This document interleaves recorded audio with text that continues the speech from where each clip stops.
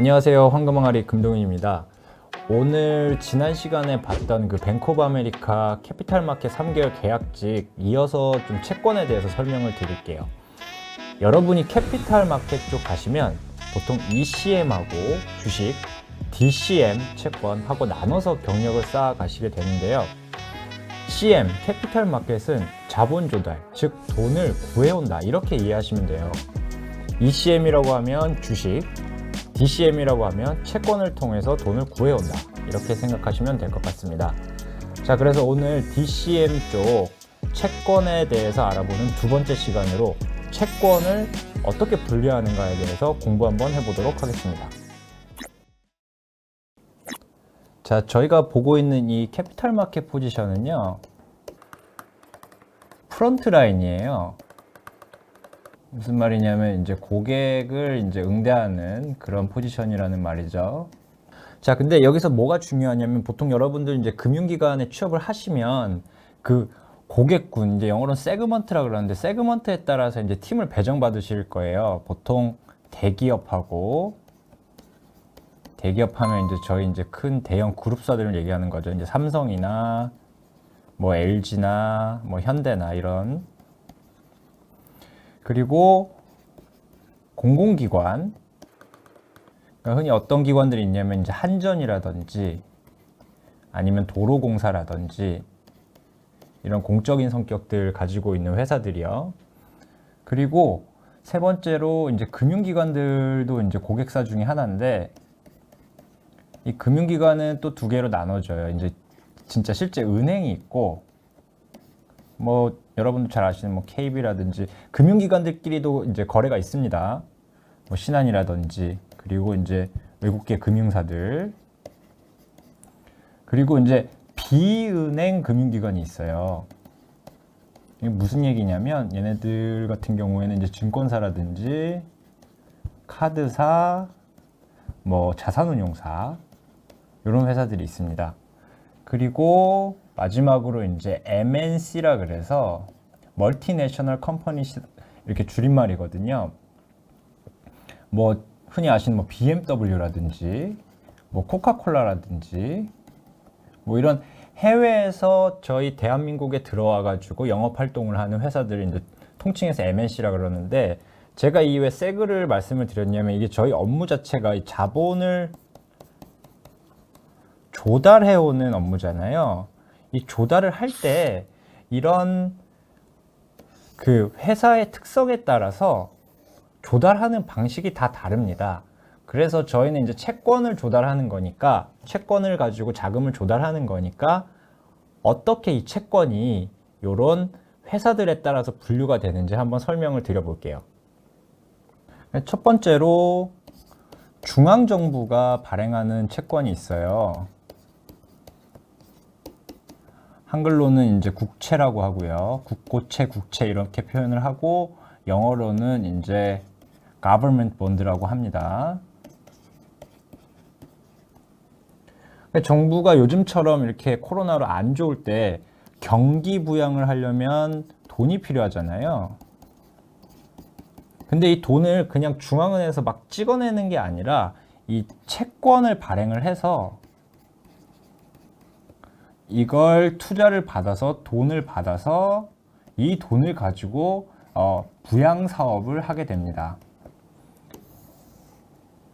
근데 이 중앙정부가 발행하는 국채가 왜 중요하냐면 이 국고채의 금리가 다른 채권의 기준 금리가 돼요.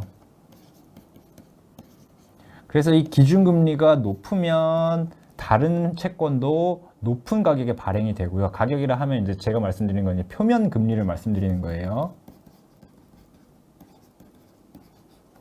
그리고 이 국고채 금리가 낮아지게 되면 이 표면 금리도 역시 낮아지게 됩니다.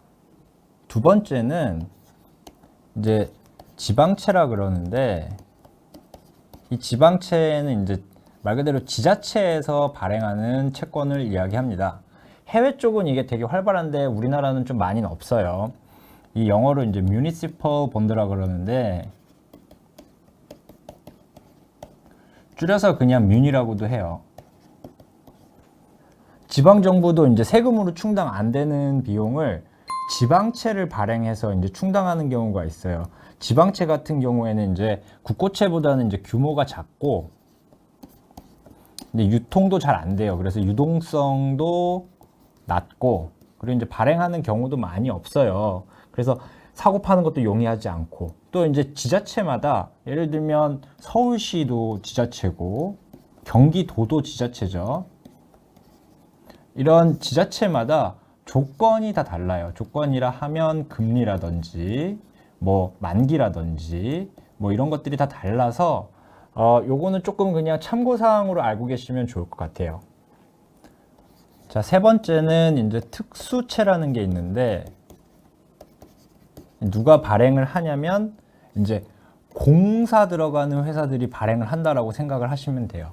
우리나라에 이제 특별법이란 게 있거든요. 이 특별법에 의해서 제정된 어떤 공익적인 목적을 위해서 생겨난 회사들을 이제 공사라 그러잖아요. 이게 특수 목적 회사들이거든요.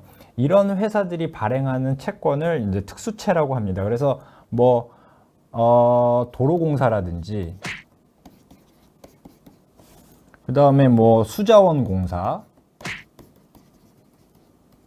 그 다음에 뭐 토지개발공사라든지,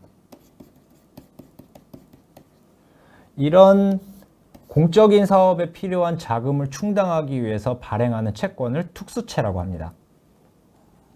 자, 네 번째로 설명드릴 채권의 종류는 이제 금융채인데요. 말 그대로 이제 금융기관이 발행하는 채권입니다. 이 금융기관들이라 하면 주로 이제 약간 공적인 성격을 갖고 있는 산업은행이나 뭐 기업은행 같은 이런 은행들을 이야기하고요. 이런 은행들이 이제 채권을 발행하는 이유가 뭐냐면, 이런 은행들은 이제 공적인 목적으로 뭐 회생 절차라든지 뭐 이런 어려운 일을 도와주잖아요. 그러다 보니까 자금이 꽤 많이 필요해요. 그래서 이런 대출 자금을 충당하기 위해서 투자자한테 채권을 발행을 해서 돈을 받아서 그거를 힘들거나 아니면은 어떤 성장하고 있는 그런 회사에다가 대출을 해주고 나중에 회수를 받아서 그걸로 채권을 만기 때 상환하는 이런 목적으로 발행하고 있습니다. 자, 마지막으로 이게 가장 사실 중요하거든요. 여러분들 이제 DCM 쪽 업무 가시면 이제 이 회사채라는 거를 이제 주요 상품으로 다루실 텐데, 회사채는 말 그대로 주식 회사가 발행하는 모든 채권을 회사채라고 해요. 여러분이 외국계 증권사 아니면 한국계 증권사 가시면 고객 중 대부분 일반 대기업이거나 중견기업이거나 이럴 거거든요. 이 회사들이 이제 다양한 이제 목적을 가지고 회사채를 발행을 하게 됩니다. 특히 위에 보신 기관들하고는 다르게 주식회사 같은 경우에는 자본 조달을 주식을 통해서 하느냐, 아니면 채권을 통해서 하느냐, 아니면 은행에서 차입을 하느냐, 이렇게 크게 세 가지 방식으로 나뉘기 때문에 이 세 가지를 다 아셔야 됩니다. 그래서 캐피탈 마켓을 지금 이제 3개월 단기 포지션이잖아요. DCM, ECM 이렇게 나누질 않고 이 캐피탈 마켓으로 지금 채용을 하고 있는 이유가 주식, 채권 요거를 다 알고 계셔야 되는 그런 업무라는 이야기입니다. 자, 그럼 아까 말씀드린 그 회사채를 중심으로 또 어떻게 분류가 가능한지 한번 볼게요. 이제 그냥 바로 케이스로 말씀을 드리면, 이 모 회사가 제3자라고 하는데, 제3자가 보증을 해주면 보증채가 됩니다. 그리고 보증이 말 그대로 없으면 그냥 무보증채가 돼요. 이제 금융기관에서 이제 흔히들 얘기하는 게 뭐 보증 갖고 와라. 지금 신용등급으로는 이제 대출이 안 됩니다. 뭐 아니면 채권이 발행이 안 될 것 같습니다. 아니면 금리가 비쌉니다. 이래서 이 보증이 있으면 또 저렴한 금리로 좀 더 길게 만기를 이제 길게 이렇게 발행이 가능한데 한국에서는 잘 안 해줘요. 그리고 또 채권 분류 방식 중에 이제 금리로 분류를 하는 방식이 있는데요. 보통 일반적으로 고정이 있고 변동이 있습니다. 여러분 대출하실 때랑 똑같아요. 지난번에 말씀드린 것처럼 금리, 즉 이제 표면 금리를 이야기하는 건데, 표면 금리는 기준 금리와 마진으로 구성이 됩니다. 회사채 같은 경우에는 같은 기간에 뭐 예를 들면 1년이면 1년, 3년짜리면 3년짜리 뭐 이렇게 되면 국고채 같은 기간 금리가 이제 기준 금리가 되고요. 그리고 거기에 신용 등급에 따라서 마진이 산정이 되게 됩니다. 그리고 또 이제 채권 같은 경우에는 이제 그 만기에 따라서 분류가 가능하거든요. 보통 일반적으로 1년물, 3에서 5년물, 그 다음에 10년물 이런 식으로 분류를 해서 1년짜리를 단기, 3에서 5년짜리를 중기, 그리고 10년짜리 이상을 장기물로 이렇게 분류를 합니다. 근데 이 단기물 같은 경우에는 은행에서 그냥 1년짜리 대출을 쓰는 경우가 많아서 잘 많이 발행을 안 하고요. 보통 이제 요 3에서 5년짜리 이제 중기 채권을 이제 많이 발행을 하는데, 이 기간이 길어지면 길수록 금리가 올라가게 돼요. 왜냐하면 어떤 이 시장 상황의 변동성을 투자자가 부담하게 되는 거잖아요. 그래서 기간이 길면 금리도 같이 올라간다. 이런 내용 잘 알고 계시면 좋을 것 같습니다. 추가로 이 어떤 통화로 발행을 하느냐, 제가 말씀드린 통화는 이제 한국 원화냐 외화냐 요 이야기를 하는 건데요. 이거에 따라서 또 분류가 가능해요. 저희가 보통 어떤 식으로 분류를 하냐면요, 이제 한국에서 발행되는 채권을 기준으로 좀 말씀을 드려볼게요. 자, 발행하는 주체는 국내 기업이나 외국 기업이나 상관이 없고, 통화는 US 달러 같은 외화로 발행을 하면 저희가 김치 본드라고 합니다. 그리고 외국 기업이 코리안 원으로 발행을 하는 거를 아리랑 본드라 그래요. 자, 예전에 이제 저 같은 경우는 어떻게 했냐면 이제 뭐 김치 달러, 그리고 아리랑 코리아 뭐 이런 식으로 외웠어요. 그래서 김치 본드는 달러, 즉 외화 채권이고, 근데 국내인 외국인 상관없다. 그리고 아리랑 채권은 코리안 원으로 발행하는 채권이고, 근데 외국인만 발행 가능하다. 뭐 이런 식으로 외웠던 걸로 기억을 해요.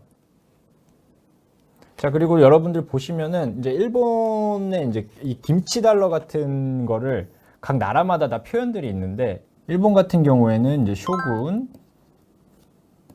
그리고 미국 같은 경우에는 양키, 그리고 영국 같은 경우에는 이제 불독, 홍콩은 이제 딤섬, 그리고 중국은 판다. 뭐 이런 식으로 나라마다 이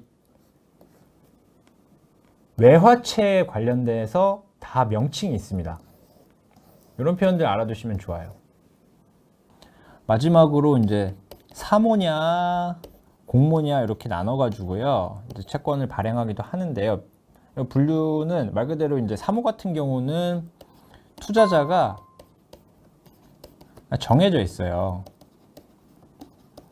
그래서 발행인하고 투자자하고 서로 이 금리에 얼마를 뭐 만기 몇 년에 해가지고 발행을 하시죠.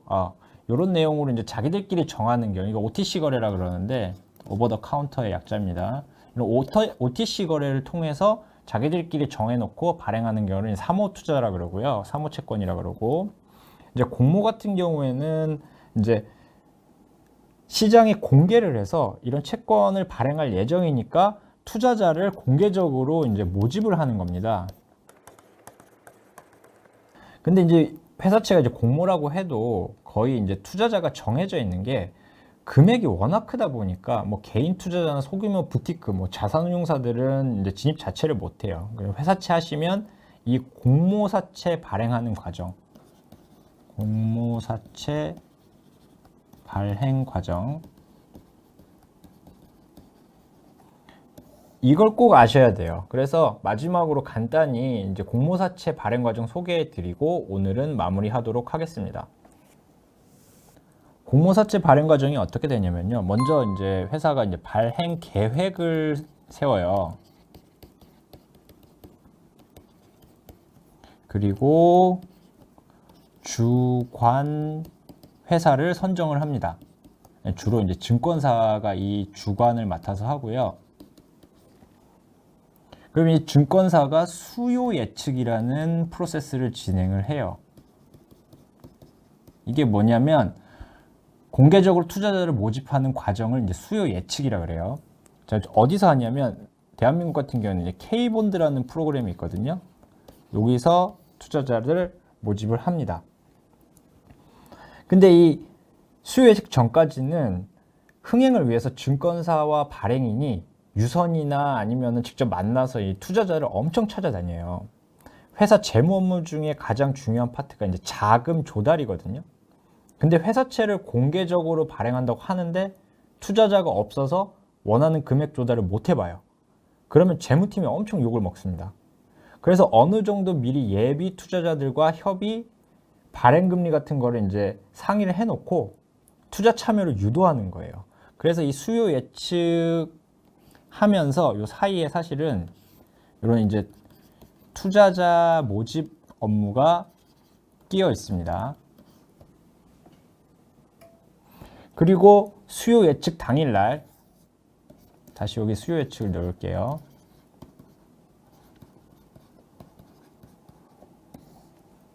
수요 예측 당일날 투자자가 잘 모집이 되면 일반적으로 이제 경매 형식을 통해서 가장 낮은 금리를 제출한 투자자부터 선정이 되고, 그렇게 이제 선정이 되면은 발행 금리와 금액이 확정됩니다. 금리, 금액 확정.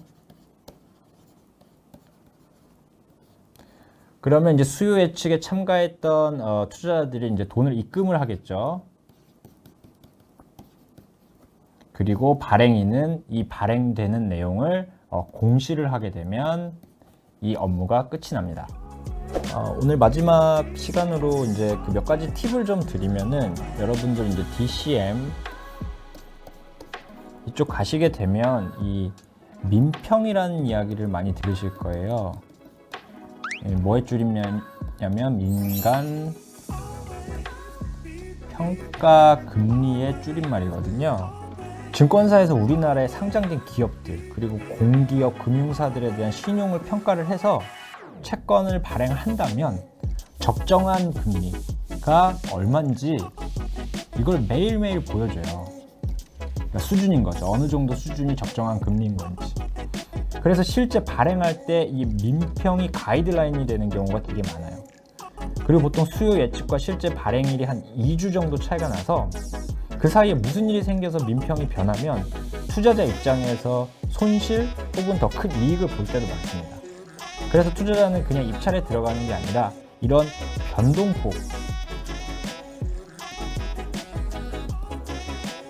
감안해서 제한금리를 써서 내는 거예요. 오늘은 여기까지 봤고요. 여러분의 성공 취업을 기원하도록 하겠습니다. 감사합니다.